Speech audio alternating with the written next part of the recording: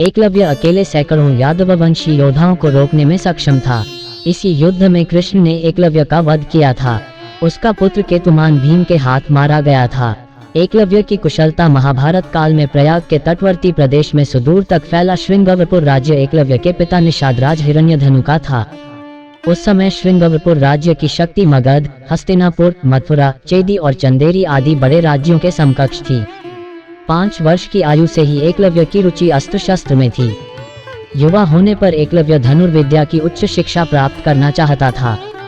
उस समय धनुर्विद्या में गुरु द्रोण की ख्याति थी, पर वे केवल विशेष वर्ग को ही शिक्षा देते थे। पिता हिरण्यधनु को समझा बुझाकर एकलव्य आचार्य द्रोण से शिक्षा लेने के लिए उनके पास पहुंचा, पर द्रोण ने दुत्कार कर उसे आश्रम से भगा दिया। एकलव्य हार मानने वालों में से न था। वह बिना शस्त्र शिक्षा प्राप्त किए घर वापस लौटना नहीं चाहता था।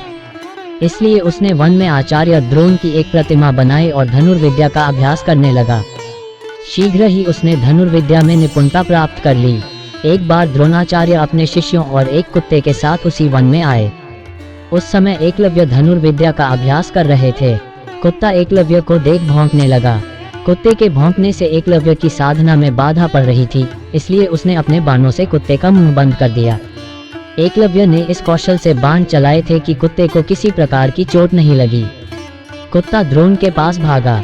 गुरु द्रोण और शिष्य ऐसी श्रेष्ठ धनुर्विद्या देख आश्चर्य में पड़ गए। वे उस महान धनुर्धर की खोज में लग गए। अचानक उन्हें एकलव्य दिखाई दिया। साथ ही अर्जुन को संसार का सर्वश्रेष्ठ धनुर्धर बनाने के वचन की याद भी हो आए। द्रोण ने एकलव्य से पूछा, तुमने ये धनुर्विद्या किससे सीखी? इस पर उसने द्रोण की मिट्टी की बनी प्रतिमा की ओर इशारा किया। द्रोण ने एकलव्य से गुरु दक्षिणा में एकलव्य के दाएं हाथ का अंगूठा मांग लिया। एकलव्य ने साधना पूर्ण कौशल से बिना अंगूठे के धनुर्विद्या में पुनः दक्षता प्राप्त कर ली। पिता की मृत्यु के बाद वह श्रृंगबेर राज्य का शासक बना और अपने राज्य की सीमाओं का विस्तार करने लगा।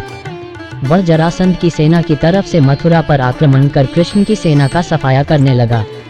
सेना में हाहाकार मचने के बाद श्री कृष्ण जब स्वयं उससे लड़ाई करने पहुंचे तो उसे सिर्फ 4 अंगुलियों के सहारे धनुष बाण चलाते हुए देखा तो उन्हें अपनी आंखों पर विश्वास ही नहीं हुआ।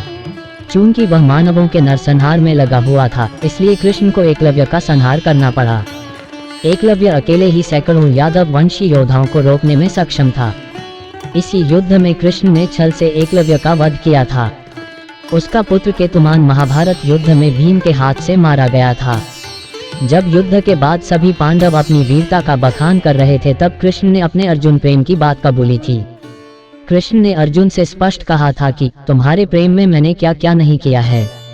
तुम संसार के सर्वश्रेष्ठ धनुर्धर कहलाओ, इसके लिए मैंने द्रोणाचार्य का वध करवाया, महापराक्रमी कर्ण को कमजोर किया और न चाहते हुए भी तुम्हारी जानकारी के बिना भील पुत्र एकलव्य को भी वीरगति दी ताकि तुम्हारे रास्ते में कोई बाधा न आए।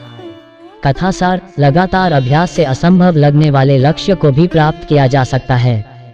तो दोस्तों, आज का ये कथा कैसा लगा कमेंट में जरूर बताएं। साथ चैनल को सब्सक्राइब करना ना भूले। तो मिलते हैं अगले वीडियो में, तब तक के लिए जय श्री कृष्णा।